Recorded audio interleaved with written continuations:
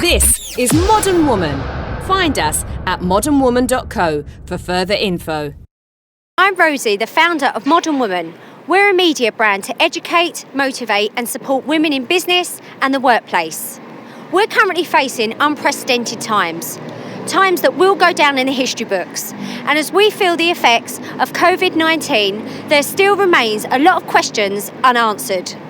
With this, we have gone out to a number of businesses and individuals to find out how this has been affecting them and what they plan to get through this. I'm currently in conversation with Achal Dillon, who is one of the directors of Killing Moon. It's lovely to be in conversation with you, Achal.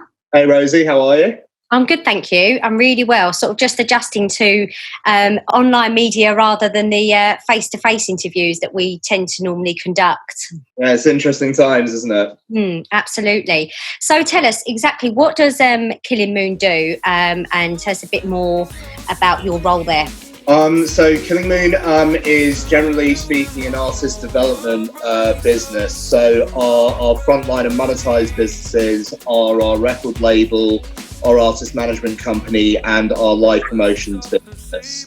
My role is to sort of manage all of those holistically. We have 2 or 3 members of staff, one of whom is freelance. The others are full-time employed.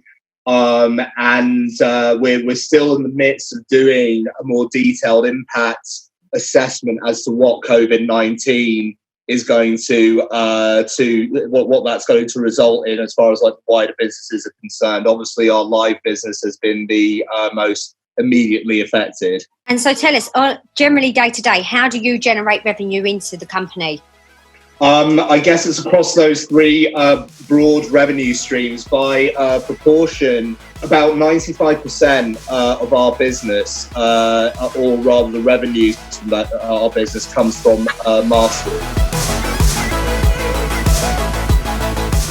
So that's more to do with our record label side of things. We then make up the rest on a monthly basis from our management business, so commissions. That's usually coming from selling different artists' business to different labels, different publishers, etc.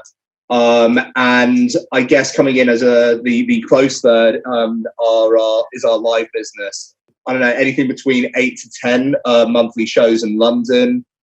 We've recently expanded, albeit in a more risk-averse way compared to other people, I guess, into national tours.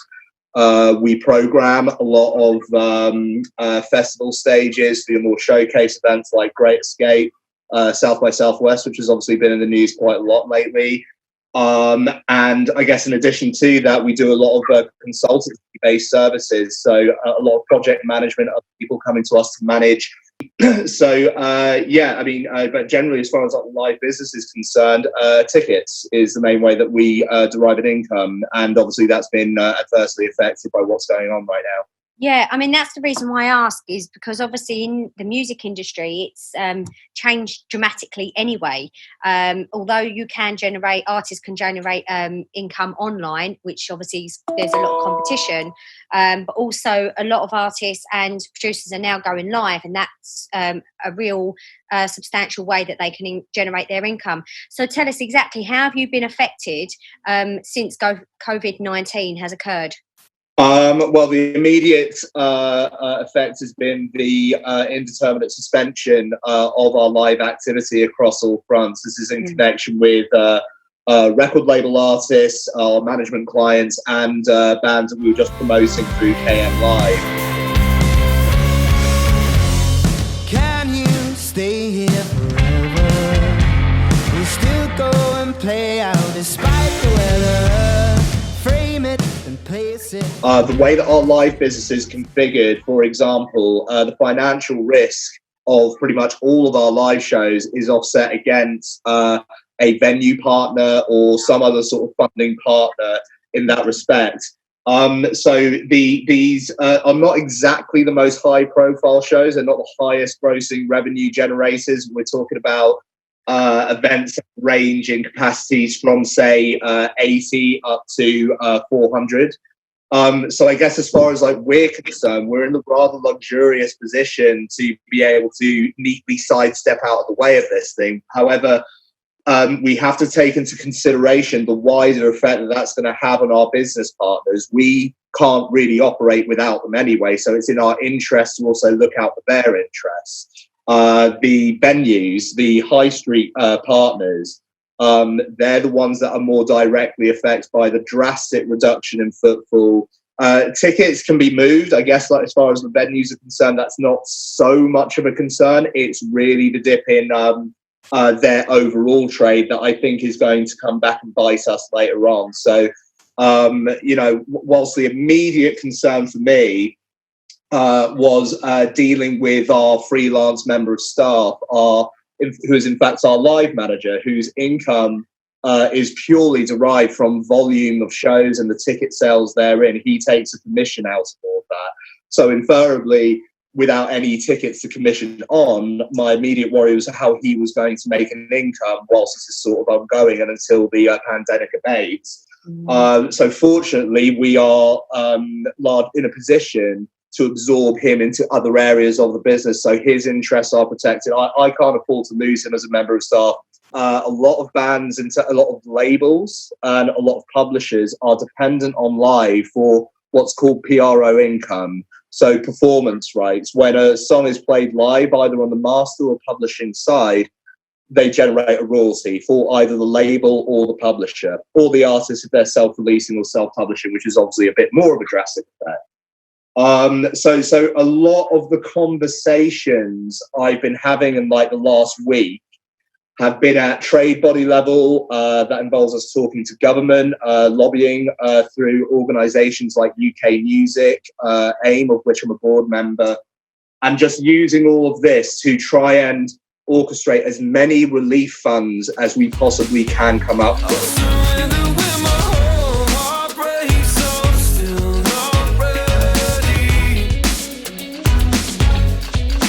Really, really interesting what you're saying, because you've got a few things going on here, and I personally, in the business that we've got, can relate to that. So generally doing the live events, I really am feeling for the bigger events at the moment. They are in the thousands and tens of thousands. They've been obviously severely hit. But what I also find interesting is that you've got multiple streams of income in your business that you're able to then move into.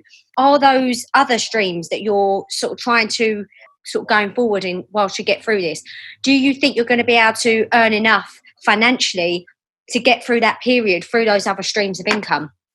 I think the independent music sector in the UK, for example, it's very diverse.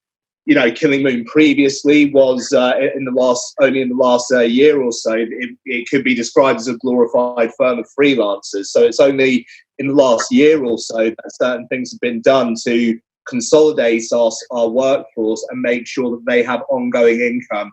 So in our particular situation, we are supported by, there are a board of investors. We're in a better position than quite a few other people, purely because we have the capital there to lay back on.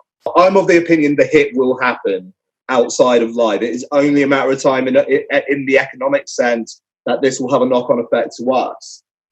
I mean, the whole thing, I think the world has learned the meaning of the words mitigate, unprecedented, all of these sorts of things. We have no idea really what is going to be wider context, especially in the entertainment bit. Yeah, absolutely. And I you're definitely not the only one for sure. So tell us, just to sort of come to the end of this interview, it's really great and insightful chatting to you.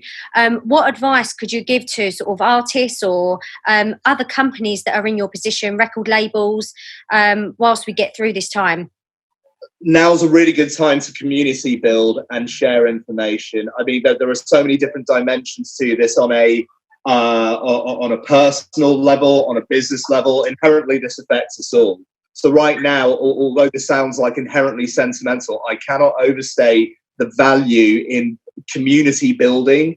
I'm very lucky to be associated with a lot of trade bodies, a lot of government lobbying, the wider music community. And what's amazing that's happening right now is there's a lot of banding together, sharing of information as far as like the various forms of business relief that's available. Now's I guess a relatively good time to be a company owner because there's a raft of different reliefs available. Yep. I would otherwise advise music companies, and this goes especially for the independent sector in the UK, where the bulk of people are made up, a bulk of businesses are made up of freelancers. Start thinking about the logical knock-on effects. If you start losing staff members, what effect is that going to have on your business? What effect is that going to have on the economy? It's probably, I think it's personally in all of our best interest to just look out for each other. If you're a freelancer, start looking at transferable skills. Now is the time to start planting a flag and saying, I am looking for more work that relies on my other skill sets. Like if you've got Photoshop skills, if you've got administrative skills, start waving that flag very loudly and proudly and start looking at alternative means of income. And now is definitely the time to do it. Brilliant. And just one last question. What changes do you think are going to happen, say, for the events industry, music included, and say club nights, gigs, and also say like artists, musicians, DJs? How do you think those two different arenas are going to be affected or changed for the better going forward? I think in answer to your question about like different artists, different stakeholders, it really depends on an individual basis. DJ by inference and on things like genre, DJs, hip hop artists, pop artists have never truly been dependent on live as a means to drive sales for their bigger parts of their business, which is basically things like merch, things like masters. So quite a few people are already, at least in the mental space, but quite practically speaking, quite adapted to work remotely, and they should, in theory, start. In theory, we're going to see a surge in like streaming services, home entertainment services. So, by inference, they might well benefit from this due to the sheer volume and increase for demand for those services. Really, it's about taking stock of how dependent are you right now on live and being out and sociable outside of the realms of social media and digital to carry on your business. Really interesting to hear, and I know there's going to be a lot of people similar to us listening in, and also people of, say, the artists, DJs, and in that live arena. So I thank you so much for your contribution on this. Just lastly, where can we find you and Killing Moon? We're pretty much everywhere on social media and the website. Basically, pretty much all the social handles are Killing Moon. Otherwise, the website is killing-moon.com. Okay, brilliant. You take care now and all the best. You too, Rosie. All the best. Cheers.